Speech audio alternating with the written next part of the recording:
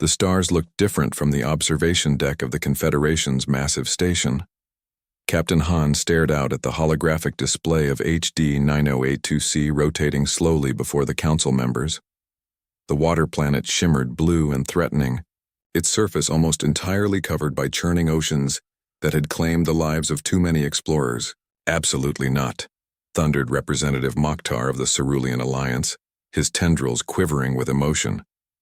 "We've lost 3 expedition teams already.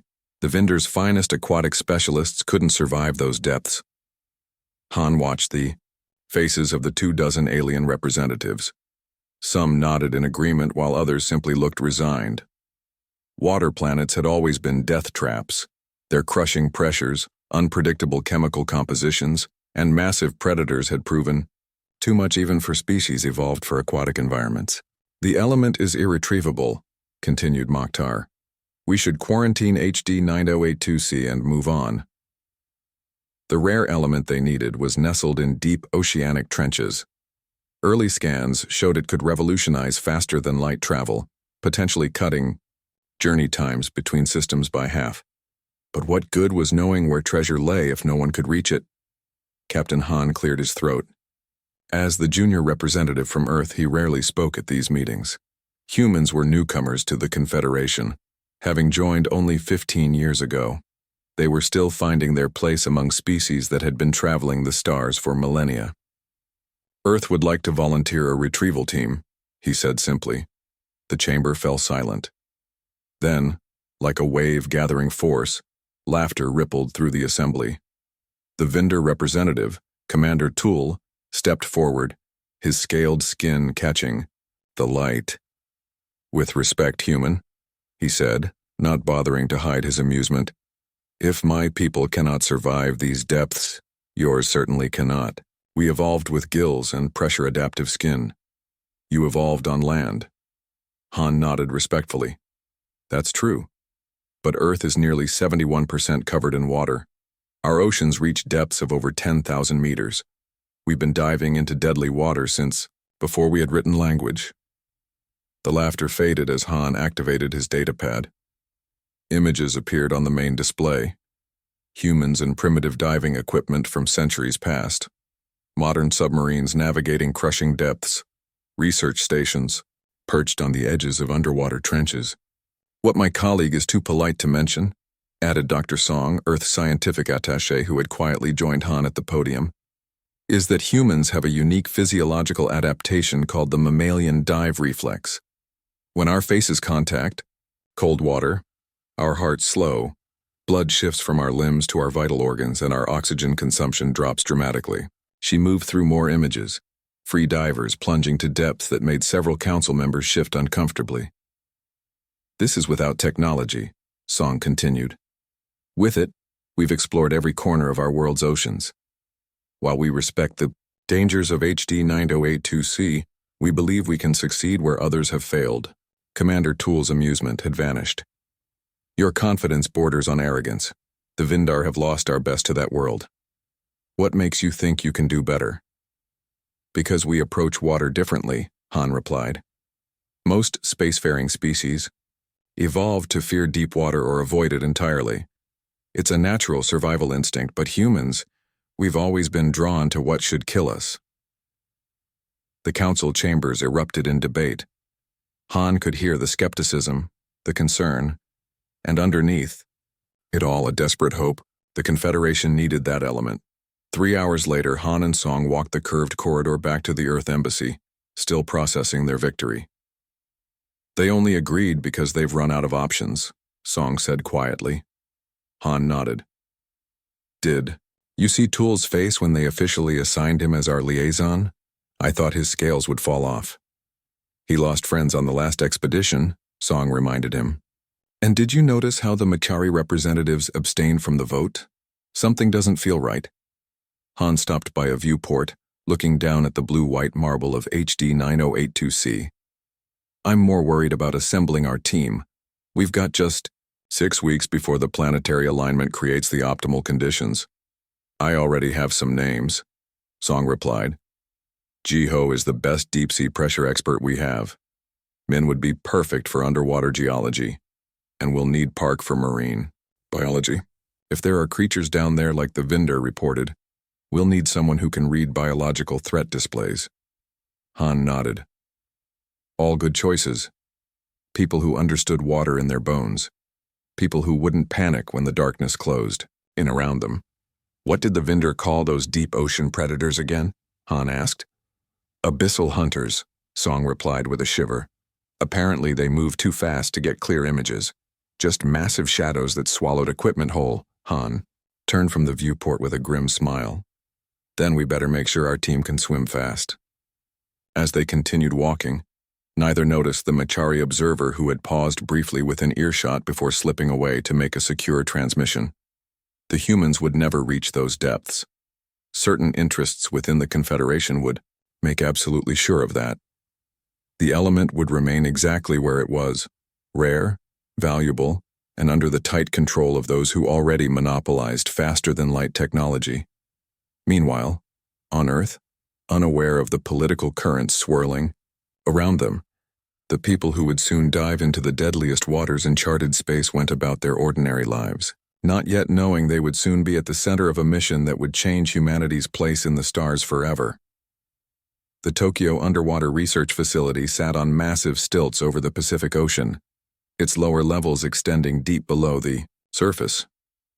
Dr. Mi-sun Kim stood in the main lab, her eyes fixed on the holographic profiles floating before her. After 3 days of reviewing candidates, she'd narrowed the list to a handful of names. These would be the people who would either make history or die trying on HD 9082C. You're overthinking this, said Chief Engineer Jun Lee, entering with 2 steaming cups of coffee. His weathered face showed the lines of someone who'd spent decades working in pressure chambers and underwater habitats. Pick the ones who don't panic. Everything else can be taught. Kim accepted the coffee gratefully. The Confederation expects us to fail. Did you see the equipment specifications they sent? It's like they've never actually been underwater. They haven't, not really, Lee replied, flicking through the alien designs on his tablet. Not like us. When was the last time you heard of a Vinder beach vacation? They see water as something to cross quickly, not explore. The door hissed open as Dae-hyun Park entered, his tall frame stooping slightly under the low doorway. As Earth's leading expert on deep-sea biology, he'd spent more time with abyssal creatures than most people had spent underwater. Tell me we're bringing proper sampling equipment, Park said without preamble. The Vinder reports describe life forms unlike anything in our oceans. Kim gestured to the 3rd holographic profile. That's why I want Sujin Kang on the team. Her pressure adaptation research could be critical. Kang? Park raised an eyebrow. Didn't she nearly drown testing that liquid breathing system in the Mariana Trench? Equipment failure, Lee interjected. Not her fault. And she didn't panic. Kept collecting data even while fighting for her life.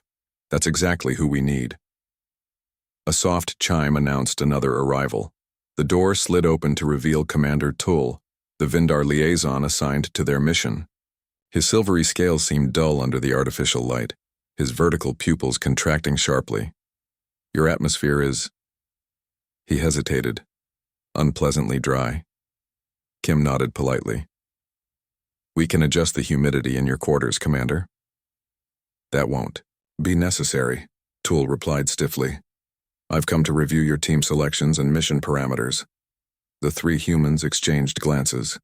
They'd been warned the Vinder would be difficult, proud, skeptical, and still grieving their lost comrades. Perhaps you'd like to tell us what really happened to your last expedition, Kim suggested gently. The official reports leave much unsaid. Tull's scales rippled, a sign of emotional distress Kim had been briefed to recognize. They were the finest aquatic specialists in the Confederation. 22 lives lost. The deepest trenches of HD 9082C. There are forces there beyond your understanding. With respect, Park said, pulling up images of Earth's Hadal zones on the main display. Humans have been studying extreme underwater environments for centuries. These are images from our deepest ocean trenches, 11,000 meters down where pressure would crush most Confederation vessels. Tull moved closer to the display, his webbed fingers tracing the outline of a massive, translucent creature. What is this? Benthodites, Park explained. A deep-sea cucumber, not particularly dangerous unless you're plankton. Lee tapped his tablet, changing the display to engineering schematics. We're not going in blind, Commander. We've designed new submersibles, based on both our technology and yours. Pressure-adaptive hulls, multiple redundancy systems. And these? Tool pointed to what looked like fitted bodysuits. Kim stepped forward. Advanced diving suits. If the submersibles fail, we don't abandon mission, we continue on foot, so to speak. Impossible, Tool said flatly. No biological body could withstand those pressures directly. Humans have been free diving to remarkable depths without technology for thousands of years, Kim countered. With the right equipment and training, we can go much deeper. Before Tool could argue further, the facility's AI announced another arrival. The door opened to reveal a compact woman with intense eyes and a quiet demeanor. Sujin Kang had arrived. Sorry I'm late, she said, dropping her duffel bag. The hurricane off the Philippines delayed my transport. Kim made quick introductions, noticing how Tool seemed to assess Kang with particular interest. You're the one who survived the breathing fluid malfunction, he stated. Kang nodded. 3 minutes without oxygen at 10,000 meters. Not an experience I'd recommend. She paused, meeting his gaze directly. But I lived, and I learned. How? The question seemed to burst from Tool involuntarily. The mammalian dive response, Kang explained, taking a seat. When humans submerge in cold water, our bodies automatically slow our heart rate, restrict blood flow to extremities, and conserve oxygen. It's an ancient adaptation, not as specialized as gills, but effective in its own way. Show him the simulation, Kim urged. Lee brought up a new hologram, a detailed model of HD 9082C's oceanic trenches based on the limited data available. The team gathered around it, their faces illuminated by the blue glow. We'll descend here, Kim pointed, using a modified version of saturation diving techniques. Instead of fighting the pressure, we'll acclimate to it gradually. Your previous teams tried to remain separate from the environment, Park added. We'll be integrating with it, becoming part of it temporarily. Tool's expression remained skeptical, but something had changed in his posture. And the abyssal hunters? The creatures that took our ships? Kang pulled up blurry images from the Vinder expedition's final transmissions. Based on these movement patterns, they're likely territorial rather than simply predatory. We've dealt with similar behaviors in our megafauna. For the next hour, they outlined their approach, with Tool occasionally offering corrections about conditions they'd encounter. Gradually, his interruptions shifted from dismissals to reluctant suggestions. As the meeting concluded, Kim noticed a small gathering of facility staff had formed in the corridor, watching through the glass walls. Word had spread quickly. These were the people heading to the water planet. These unlikely experts from Earth who thought they could succeed where the mighty Vinder had failed. One last question, Tool said as they prepared to leave. Why risk your lives for this? You must know the odds of success are minimal. Lee smiled, the expression crinkling the corners of his eyes. Humans have been diving into deadly waters since before we understood what was down there. It's just what we do. Curiosity, Park added, and stubbornness. Hope, Kang said quietly. That we'll find something worth the risk. Kim simply shrugged. Because everyone says it's impossible, and proving them wrong is something humans have been doing since we first looked up at the stars. Tool nodded slowly, still not convinced but perhaps beginning to understand. As they left the lab, none of them noticed the small device attached beneath the conference table, recording every word and transmitting it to interested parties who very much wanted the humans to fail. The research vessel Mariana broke through, HD 9082C's cloud layer, revealing an endless expanse of dark blue ocean stretching to every horizon. No land masses, no islands, just water as far as any eye could see. It's beautiful, whispered Dr. Kim, standing at the main viewport. 6 weeks of space travel had brought them to this moment. The massive ship, part Earth design, part Confederation technology, hovered 300 meters above the planet's surface. Beautiful and deadly, Commander Tool replied, his scaled fingers tapping nervously on the console. Those waters have claimed many lives. Chief Engineer Lee looked up from his instruments. Atmospheric composition within expected parameters. Surface water temperature 29 degrees Celsius. Wind speed moderate. The bridge crew worked quietly, each focused on their tasks. After weeks of preparation, simulation training, and countless arguments with Confederation officials, they were finally here, the first human expedition to a water planet. Launch the probes, Kim ordered. Park and Kang monitored the data as 6 cylindrical probes broke through the water's surface. Each would descend to different depths, gathering baseline readings about pressure, chemical composition, and biological activity. Let's hope they last longer than our probes did, Tool said grimly. Kim didn't respond. She'd reviewed the footage from the failed Vinder expeditions dozens of times, watched as their equipment failed under mysterious circumstances, saw the blurry images of massive shapes moving through the darkness before transmissions cut out entirely. 2 hours later, the team gathered in the research lab, reviewing the initial findings. Something's not adding up, Kang said, pointing to the chemical analysis. The water composition shouldn't be this hostile to equipment. The Vinder probes shouldn't have failed this quickly from corrosion. Lee nodded. I noticed that too. The pressure readings are extreme, but not beyond what we've designed for. What about biological activity?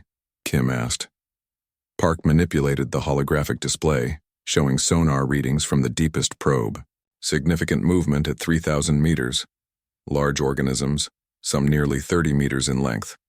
But they're not attacking the probes, just circling them curiously. That doesn't match our experience, Tool insisted. The creatures were highly aggressive, toward our equipment. Kim studied the Vinder's face. Over the past weeks, he'd become less antagonistic, more collegial, but she could still sense his fear. Commander, I need to ask something directly. Was your team instructed to collect samples of the local fauna? Tool's scales rippled slightly. Yes, standard protocol. Using capture nets and stunning devices? The Vinder looked away. Yes. Park leaned forward. That might explain it. You weren't just observing, you were hunting. What if these creatures were defending themselves? A tense silence fell over the lab. Kim turned to the rest of the team. We proceed with the dive tomorrow, but our protocol is strict observation only. No sample collection unless we're absolutely certain it won't be perceived as aggression. The next morning, the dive team assembled in the launch bay. Their diving suits represented the pinnacle of human and Confederation technology, sleek, flexible exoskeletons designed to withstand crushing pressures while maintaining mobility. Remember your training, Kim told them as technicians performed final checks. We descend slowly. We acclimate at each pressure stage. We move like we belong there. And if we encounter the abyssal hunters? Asked one of the younger team members, Jung-ho, his voice steady despite the question. We observe. We don't panic. We don't threaten, Park replied. Think of them as curious neighbors, not monsters. Tool watched the preparations with undisguised anxiety. Against all protocols and his own better judgment, he had insisted on joining this first dive. Your confidence is either admirable or foolish, he muttered. Lee grinned as he sealed his helmet. Most of human history falls somewhere between those two things. The dive vessel, named Challenger Deep after Earth's most famous ocean trench, detached from the main ship. Smaller than the Vinder vessels had been, it was designed for maneuverability rather than brute force protection. As it descended through the upper layers of ocean, sunlight filtered through the viewing ports, casting everything in ethereal blue light. 500 meters, reported Kang. First pressure checkpoint. Kim felt the subtle changes in her body as the vessel's internal pressure adjusted gradually. Unlike previous expeditions that had maintained Earth-normal conditions inside their ships, they were allowing their bodies to adapt slowly, a modified version of the saturation diving techniques used in Earth's oceans for centuries. Heart rate stable, the medical officer announced. Blood oxygen levels nominal. 1,000 meters, Kang called as they continued their descent.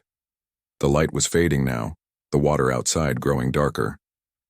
Activating external illumination. Powerful. Lights cut through the gloom, revealing a world unlike anything they had seen in their oceans. Translucent creatures with bioluminescent patterns drifted past. Ribbon-like organisms undulated in the currents. Schools of arrow-shaped swimmers darted away from their lights. 2,000 meters, Kang announced, beginning second acclimation period. Tull pressed his face to the viewport, his expression a mixture of wonder and disbelief. We never saw this diversity. How is this possible? Your vessels descended too, quickly, Kim explained. These middle-layer organisms probably scattered from your lights and engines. You were focused on getting to the bottom as fast as possible. The journey matters as much as the destination, Park added, capturing images of a floating forest of what appeared to be plant-like organisms, though unlike any plants they knew. They passed 3,000 meters. The vessel's sensors began detecting larger movements in the darkness beyond their lights. Multiple contacts, warned the sonar operator. Large organisms approaching from the southeast quadrant. Kim felt her heart rate quicken, but kept her voice calm. Maintain course. Reduce illumination by 40%. They're surrounding us, Tull whispered, a tremor in his voice as dark shapes became visible at the edge of their lights. The creatures were massive, serpentine bodies with multiple fins and glowing patterns along their flanks. Unlike the aggressive predators from the Vindar reports, they moved with deliberate grace, maintaining distance as they studied the intruder in their realm. They're communicating, Park realized, pointing to the shifting light patterns.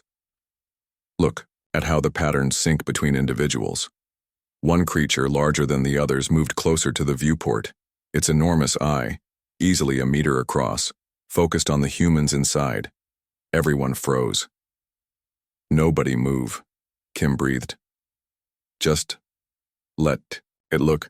For nearly 2 minutes, the creature studied them. Then, with a flick of its massive tail, it turned and led the others away, disappearing into the darkness. What just happened? Tull asked, his voice barely audible. Kang's eyes were wide with excitement. They were curious, not hostile.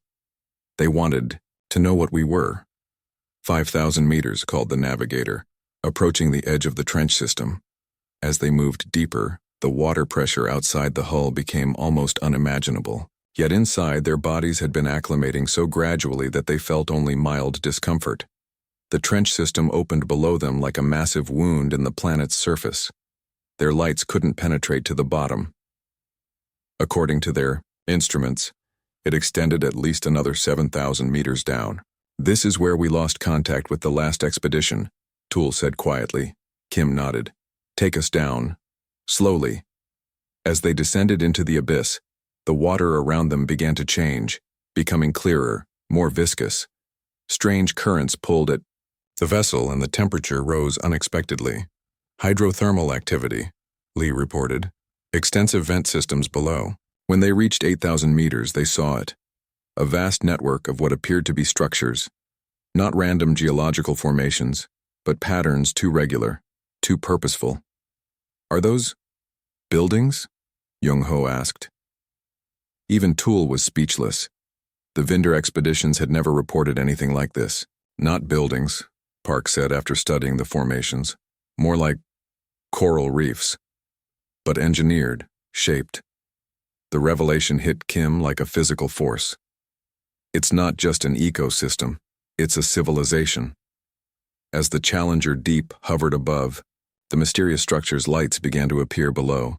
Not random bioluminescence, but organized patterns moving toward them with purpose. They're coming to meet us, Kim said softly. The real inhabitants of HD 9082C. What do we do? Tull asked, fear and wonder battling in his voice. Kim looked at her team, humans who had trained all their lives to dive into the unknown. We do what humans have always done when meeting someone new, she said. We say hello. The lights from below pulsed in complex patterns, growing brighter as they approached the Challenger Deep. Inside the vessel, the crew watched in stunned silence as dozens of sleek, torpedo-shaped beings emerged from the structures below. Recording everything, Park whispered, his fingers flying over the controls. This is beyond anything we could have imagined. The beings, each roughly 4 meters long with multiple appendages and bioluminescent patterns flowing across their skin, surrounded the vessel. Unlike the larger creatures they'd encountered earlier, these moved with obvious intelligence, their formations too precise to be instinctual. They're not attacking, Toole observed, his voice tinged with disbelief. The previous expeditions reported immediate hostility at this depth. Kim studied the beings through the viewport. Because those expeditions came armed with collection nets and sampling harpoons, we came to observe. One of the creatures broke from the formation, approaching the viewport. It pressed what appeared to be a flattened appendage against the glass, its lights pulsing in a repeating sequence. It's trying to communicate, Young-ho said excitedly. Over the next hour, they attempted basic communication through light patterns. Progress was slow but unmistakable. The beings clearly recognized their vessel as containing intelligent life and showed no signs of aggression. We need to continue to the element deposits, Lee reminded them gently. That's still our primary mission. Kim nodded reluctantly. Navigator, take us deeper but maintain minimum speed. Let's not appear threatening. As they descended further into the trench, their escorts followed at a distance. The structures below grew more complex. Vast, networks of what appeared to be dwellings, cultivation areas, and other signs of an advanced underwater civilization. The element readings are getting stronger, Kang reported, checking the sensors. 2 kilometers ahead near that large thermal vent system. The thermal vents loomed before them, massive chimney-like structures spewing superheated water laden with minerals. Around these vents clustered unusual crystal formations that glowed with an inner light. That's it, Lee confirmed. The highest concentration of the element we've detected. As they approached, one of their escorts darted forward, positioning itself between the vessel and the crystal formations. Its light patterns became rapid, almost agitated. I think it's warning us, Park suggested. These formations might be important to them. Kim made a quick decision. I'll stop. Let's not provoke them. She turned to Toole. Did the previous expeditions reach this point? The vendor officer nodded slowly. The final transmission showed them attempting to extract samples from similar formations. Then the attacks began. Kim's face hardened. They weren't attacking. They were defending their resource. Or their home, Park added. These formations could be critical to their biology or society. The standoff continued for tense minutes until Young-ho noticed something. Look at the pattern of the crystals. They're arranged in sections. Some areas appear cultivated, while others seem natural. Like a farm, Kim realized. They're cultivating the element. Lee's expression brightened. If they're farming it, maybe they'd be willing to trade. We don't need to take it. We could establish a relationship. For the next several hours, they attempted increasingly complex communications. Progress came in small breakthroughs. The beings seemed to understand their interest in the crystals and responded with patterns that Park interpreted as cautious, but not outright refusal. We need to show them we can be trusted, Kim decided. I'm going outside. That's insane, Toole protested. Even in your pressure suits, the conditions at this depth, our suits were designed for exactly this, Kim interrupted. The gradual pressure acclimation we've been doing has prepared our bodies. If we want to establish true contact, we need to meet them in their environment. After intense debate, Kim, Park, and Young-ho prepared for the excursion. Their specialized suits, the product of both human ingenuity and Confederation technology, would allow limited mobility in the crushing pressures. Remember, Kang warned as she helped them into the equipment, move slowly. Let your bodies adjust. The suit will support you, but you'll still feel the pressure. The airlock cycled, flooding with the thick, mineral-laden water of HD 9082C's deepest trench. As the outer door opened, Kim took her first step into an alien ocean nearly 10,000 meters below the surface. The pressure was immense. She could feel it pressing against every centimeter of her suit, but the systems compensated, allowing her to move with careful deliberation. The beings kept their distance at first, their light patterns shifting rapidly in what Park interpreted as surprise or alarm. Slowly, Kim extended her hands, palms open, and activated the light panels on her suit to mimic their greeting patterns. One being, larger than the others with more complex patterns, approached cautiously. It circled Kim 3 times before stopping, directly in front of her. With deliberate movements, it extended an appendage toward her outstretched hand. "Don't move," Park advised through the comm system. "Let it initiate contact." The touch was gentle, a brief connection between species separated by biology, evolution, and the vastness of space. The being's lights pulsed rapidly, then settled into a steady rhythm that spread to the others. "I think we just made history," Jung-ho whispered. Their success was short-lived. A sudden alert blared through their comms. "Unidentified vessel approaching rapidly from above." Lee's voice crackled. With urgency, not responding to hails, Kim looked up but could see nothing in the darkness above. "Get back to the ship," she ordered. "Something's wrong." As they hurried back toward the airlock, the beings scattered, disappearing into the structures below. The unknown vessel descended into view, larger than the Challenger deep with obvious weapon systems mounted on its hull. "It's a Confederation design," Tool said in confusion as they re-entered the ship. "But not Vindar. I don't recognize the markings." "Incoming transmission," reported the communications officer. A coldly professional voice filled the bridge. "Human. Vessel, you are in violation of Confederation quarantine protocols. Power down your systems and prepare to be escorted to the surface." "Quarantine?" Kim demanded. "There's no quarantine. We have full Confederation authorization." "Your authorization has been revoked due to biological contamination concerns," came the reply. "Power down immediately or we will be forced to take action." Tool moved to Kim's side. "Something isn't right. I've received no communication from command about any contamination issues or authorization revocation." Lee examined the vessel through their sensors. "They're positioning for a weapons lock. This isn't a misunderstanding. It's an attack."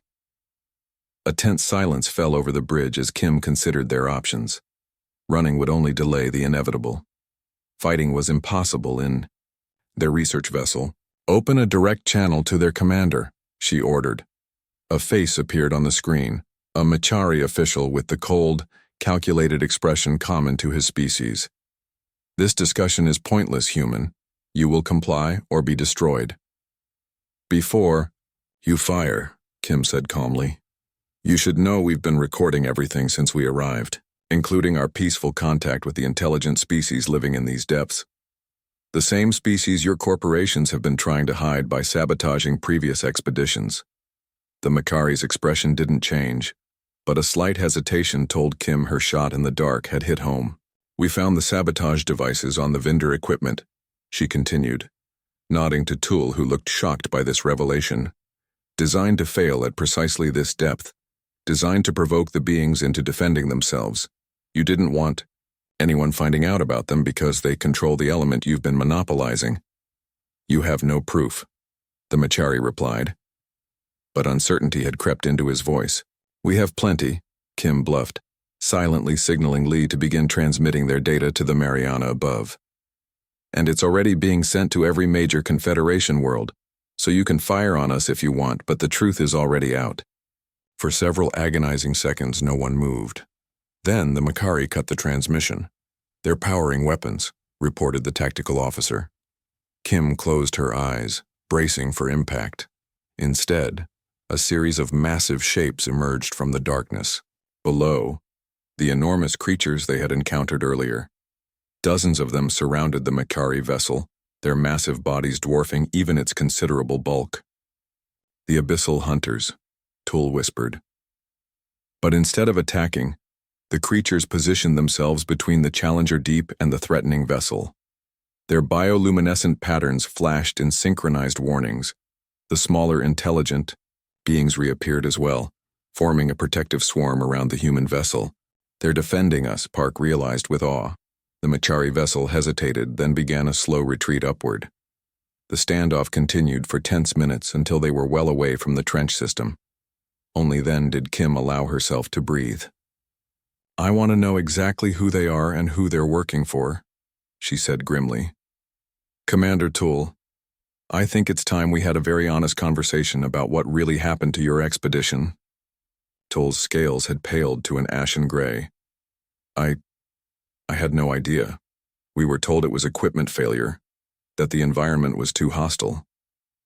"The environment isn't the hostile one," Kim replied, watching the creatures that had come to their defense. "We've been lied to, and I want to know why." As the beings escorted them back to the crystal formations, a new understanding began to dawn. This wasn't just about finding a rare element. They had stumbled onto something far more significant, an intelligent civilization that had been deliberately hidden from the Confederation, and the dark corporate interests willing to kill to keep that secret. "Send everything we have to Captain Han," Kim ordered. "The Confederation Council needs to see this immediately." The truth would come out, and when it did, humanity's first successful dive into a deadly water planet would change galactic politics forever. The Confederation Council chamber had never been so crowded. Representatives from 87 worlds packed the tiered seating, their murmurs creating a constant background hum. At the center of the chamber stood Dr. Kim and her team, still showing the physical effects of their deep water expedition. Slightly bloodshot eyes from pressure adaptation, skin with a faint bluish tint from the specialized breathing compounds.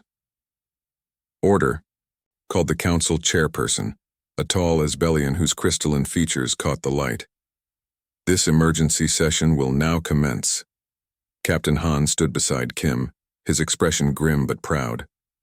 The past week had been chaos, accusations, denials, leaked documents, and finally, irrefutable evidence that corporations from 3 major worlds had conspired to hide the existence of an intelligent species on HD 9082C. The evidence gathered by the Earth expedition speaks for itself, Han began. Not only did these corporations deliberately sabotage previous missions, resulting in the deaths of 22 Vinder explorers, but they maintained a secret mining operation in another section of the planet, harvesting the element while ensuring no one discovered the native civilization.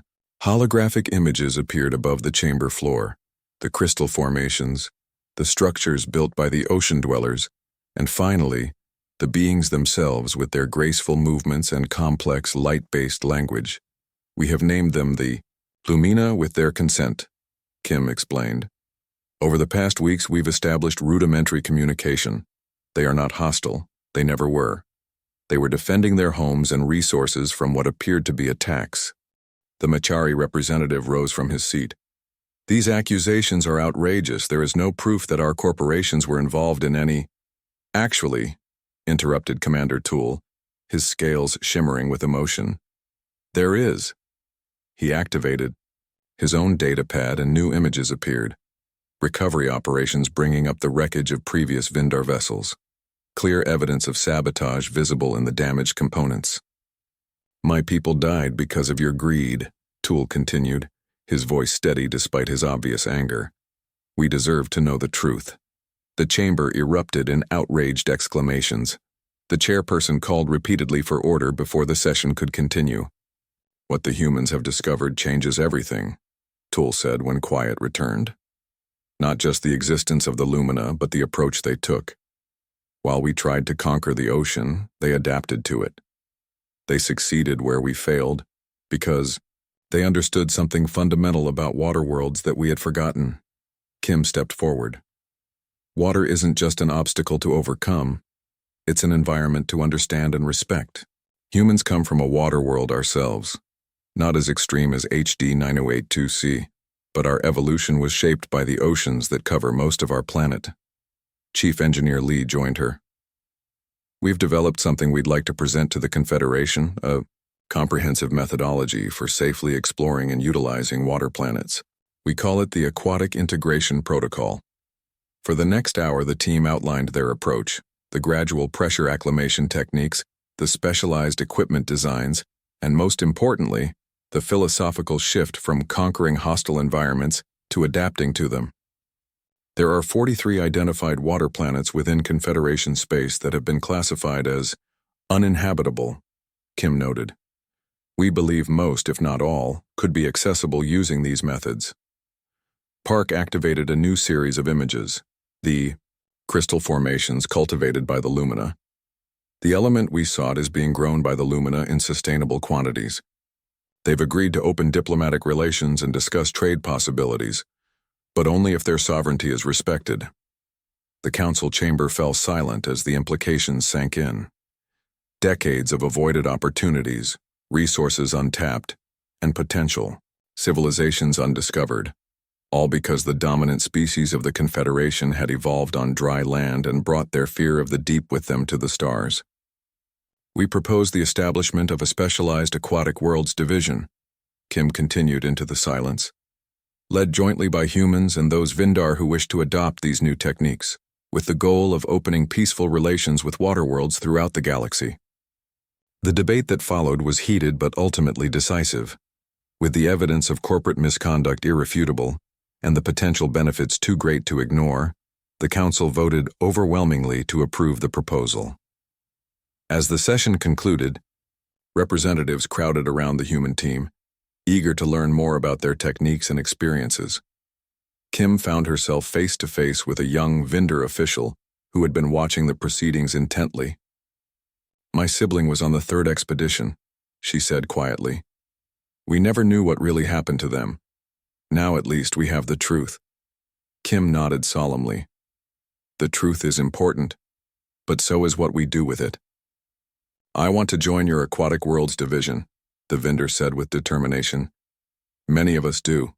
We've lived too long with the shame of our failures. Now we can honor our lost ones by succeeding where they couldn't."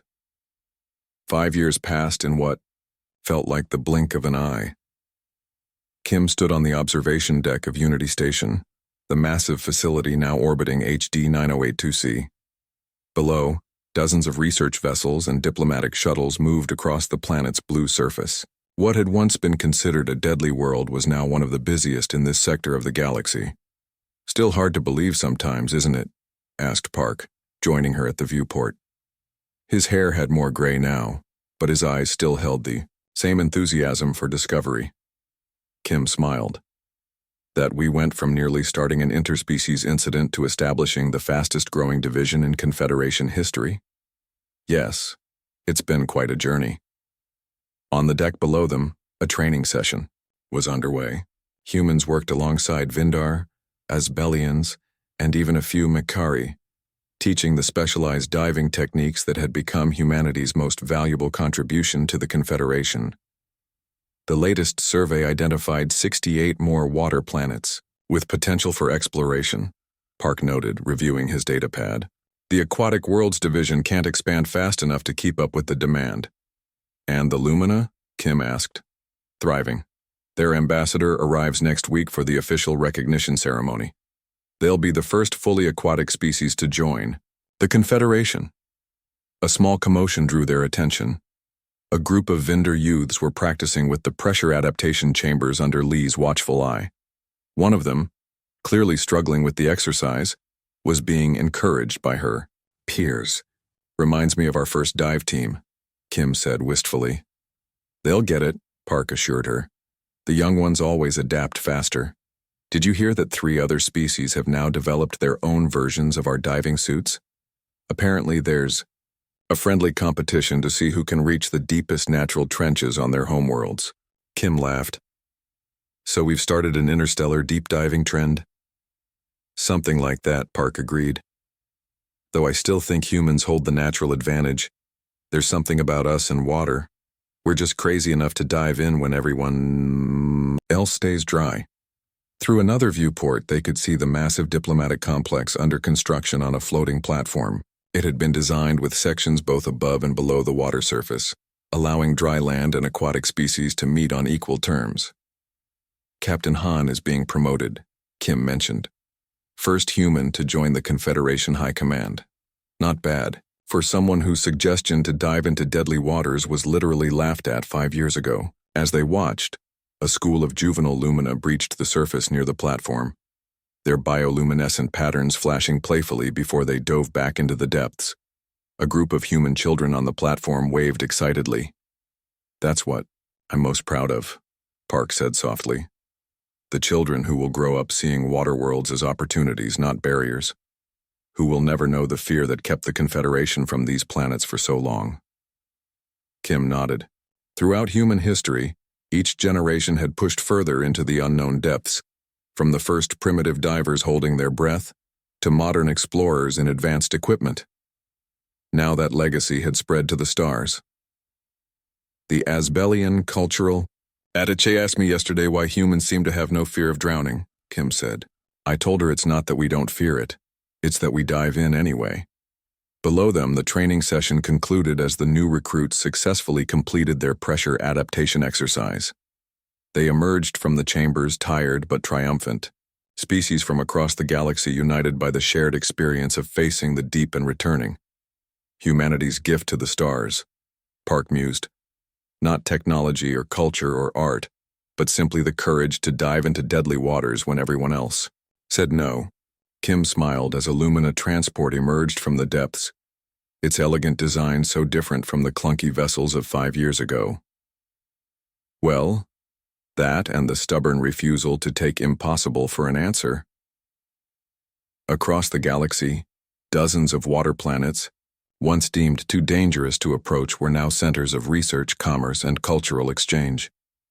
New species were being discovered, new resources developed, and new friendships formed, all because one group of humans had looked at deadly waters and decided to dive right in.